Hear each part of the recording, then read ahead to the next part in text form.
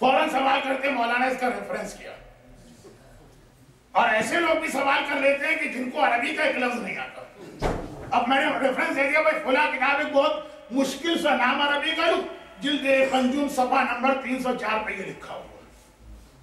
وہ کتاب آپ کو ملے تو کہاں سے ملے, اور ملے اور آپ نے صفحہ نمبر کھول بھی لیا تو سمجھے تو کیسے سمجھے. لیکن حوالہ بہت اچھی بات, ہر چیز کا حوالہ ڈھونڈ, لیکن جو چیز اپنے مزاج کے خلاف ہو خالی اس میں لوگ یہ بات کرتے ہیں, اور جو چیز اپنے مزاج کے خلاف نہ ہو اس میں کبھی نہیں پوچھتے کہ اس کا حوالہ کیا. اب فرض کیجئے کہ میں 2 جملے آپ سے کہہ رہا ہوں. پہلا جملہ یہ کہوں جو ابھی میں حوالہ دے رہا ہوں کہ علی کا شیعہ بھی اگر گناہگار ہے تو سزا ملے. مولانا یہ کہاں سے پڑھ دیا آپ نے, اس کا حوالہ کیا. میں نے کہا علی کا شیعہ کتنے ہی گناہ کر لے اس کو کوئی سزا نہیں ملے.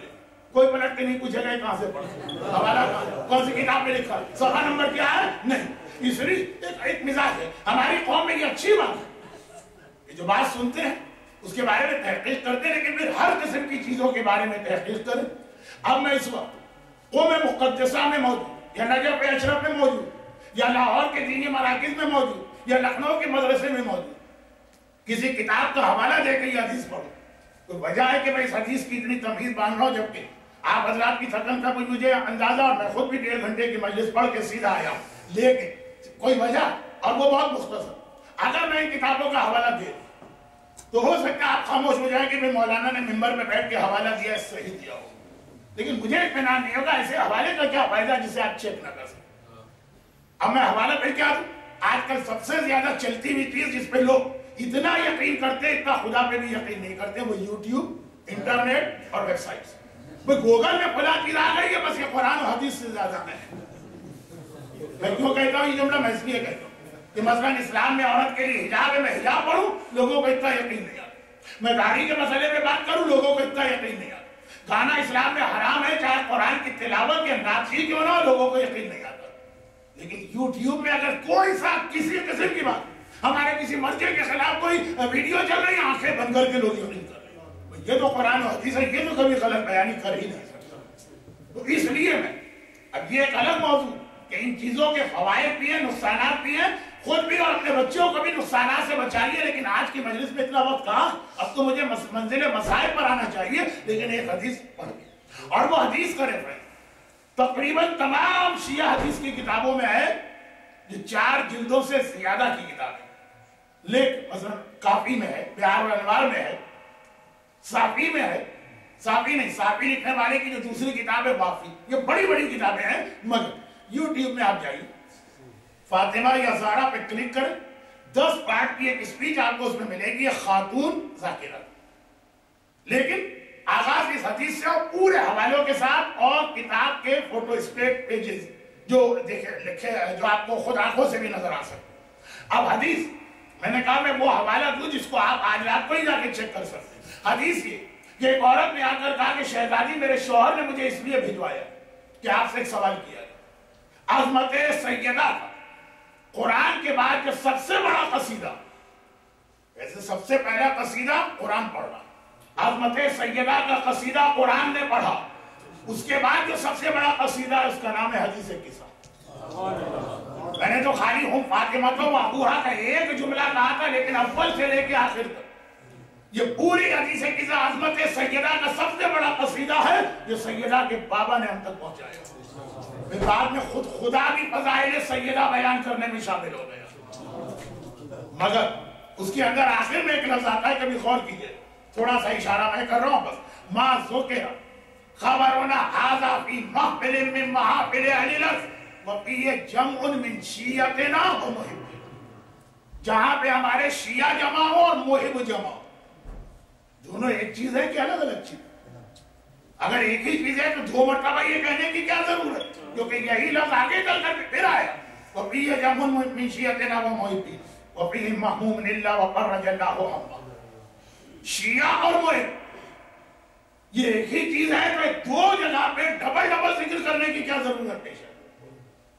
اور اگر یہ الگ الگ چیزیں ہیں تو فرق کیا ہے شیعہ اور محب؟ یہ حدیث قصہ کا وہ فقرہ ہے کہ جب کبھی آپ فضائل سیدہ حدیث قصہ میں سنیں, یہ سوال آپ کے ذہن میں آ جائے گا, جواب سن لیجئے, جس کا ریفرنس بھی میں نے وہ دیا, جس کو آپ جا کے آج ہی چیک کر سکتے ہیں. اور حدیث بھی میں پڑھ دیتا ہوں بہت مختصر۔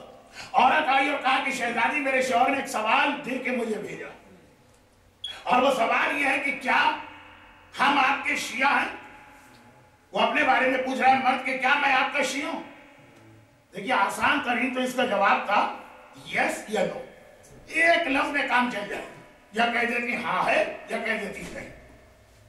مگر پھر اس حدیث کا ہم سے کیا تعلق ہوتا؟ مدینے میں 9 ہجری میں رہنے والا ایک شخص، اس کو جواب ملا، بس وہ جانے، اور شہزادی اس سے ہمارا کوئی تعلق نہ بنا۔ شہزادی نے جواب ایسا دیا کہ یہ حدیث ہمارے اور آپ کے گھر کا مسئلہ بھی بنا۔ شہزادی نے فرمایا، اب الفاظ سے پہلے میری طرف سے جو کہ شہزادی نے گویا فرمایا کہ میں نہ ہاں کہتی ہوں نہ کہتی ہوں، خود فیصلہ کرو۔ قرآن کہہ رہا ہے ان الانسان علی نفسہ بصیرہ، ہر آدمی اپنا بہترین چاہیے، خود فیصلہ کرو۔ شہزادی کا جملہ کہ 4 باتیں اگر اس میں پائی جاتی ہیں تو وہ ہمارا شیعہ، اور 4 میں سے ایک بھی کم ہے تو وہ ہمارا شیعہ نہیں۔ پوری حدیث سننے تک ذرا آرام سے بیٹھیے گا، پہلے سے ہی ناراض نہ ہوئیے۔ الفاظ شہزادی کے ہیں، کلام شہزادی کا ہے، معرفت سیدہ رکھنے والوں سے میں جملہ بھی کہتا ہوں۔ اور شوہر کی جانب سے آئی، اس کے شوہر ڈائریکٹ کی سوال رسول اور علی سے کیوں نہ کیا، مگر اس کا جواب ذرا لمبا ہو جائے گا۔ عجیب روایت، شوہر بیوی کو شہزادی کے پاس بھیجواتا، اتنی عجیب بھی نہیں ہے جب ہم کو پتا چلتا کہ عزیر کے ہر رضادار کی شفاعت شہزادی کروانے والی۔ تو خیر شوہر نے اب یہ جملہ ذہن میں رکھ کے حدیث میں کہا 4 بات، خیر فیصلہ خود کرو۔ اگر ہم سے اور ہمارے گھرانے سے محبت اور ہمارے دشمنوں سے نفرت و بیزاری ہے، اہل بیت کے دشمنوں کے بارے میں کمپرومائز نہیں چلے گا۔ جی ہم اہل بیت سے بھی محبت کرتے ہیں، ان صاحب سے بھی چلے محبت نہ صحیح، لیکن ہم کسی سے دشمنی کرنے والے نہیں، یہ نہیں چلے گا۔ کہا ہمارے دشمنوں سے نفرت ہو اور ہر اس چیز پہ عمل کرتے ہو جس کا ہم نے حکم دیا، اور ہر اس چیز سے اپنے آپ کو روک لیتے ہو جس سے ہم نے منع کیا۔ یوں غور کیجئے تو محبت کہتے ہی اس کو، جس سے محبت کرتے ہو اس کو بھی مانو اور اس کی بات بھی مانو۔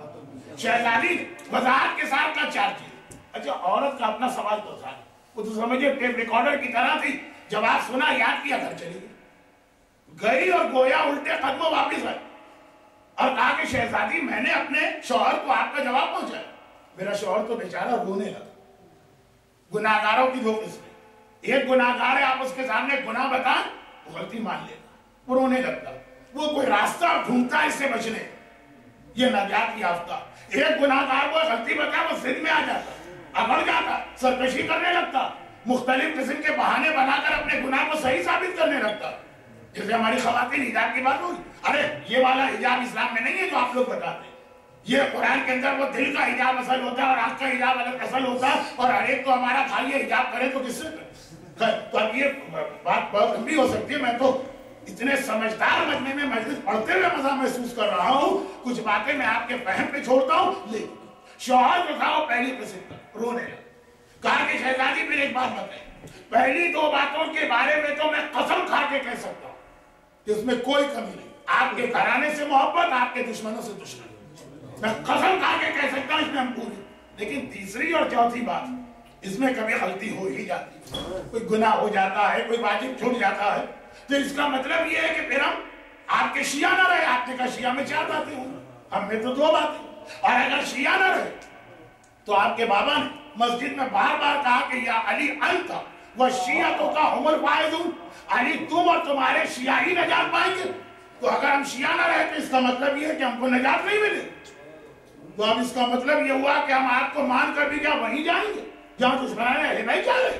شہزادی نہیں، شہزادی اسی سوال تک اس کے شوہر کو پہنچانا چاہتے۔ شہزادی نے مسکرا کے یہاں پر اس مختصر سی حدیث میں